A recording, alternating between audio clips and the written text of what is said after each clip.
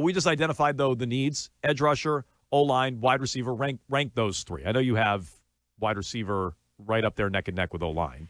So is edge rusher least of a need for you? Yeah, in a weird way.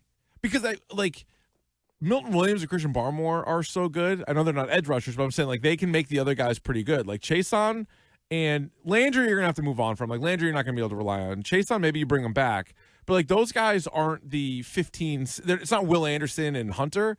But I don't know. Those guys are pretty serviceable when you have a good secondary and good interior defensive lineman. So I think just helping out, protecting Drake May, and so he's not running for his life, I think is probably the most important. So I guess I would go left tackle, wide out, pass rush. I think that's exactly how I'd rank them. Seattle does not have incredible edge. They have a great overall defense, but their edge rushers aren't, crazy talented. They don't have a Max Crosby. So I'm not sure you need that. And the Patriots defense, I think, is pretty good. You don't need to, I'm not saying do nothing to it and just leave it and reset it, but I would look to upgrade that the least.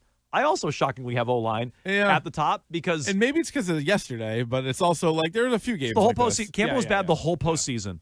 Even the Denver one where he, I guess, did well against Benito. How much did they even pass? Yeah. How many opportunities was there for Benito to even get home? It's a great point by Nick. So, yeah, I'm ready to move him to guard. And I guess I'd answer it this way. If I got to use free agency bucks, I'm using that on the O-line or like a trade on the O-line. If you want to take a receiver at 31, I'm in. And do something like that. It's way early to get into all that, but that's probably the better way to try to build your team. Get a proven left tackle, if there is one, in free agency or trade. We're just digging in on the offseason stuff because the Pats just lost the Super Bowl. But so I'd probably try to do it that way, and then if you want to upgrade the receiver room, take one late in the first round. That's probably what I would do. Yeah, because you're not going to get a starting left tackle at 31, I wouldn't imagine. Or at least one that's great right away. And maybe you wide out, though.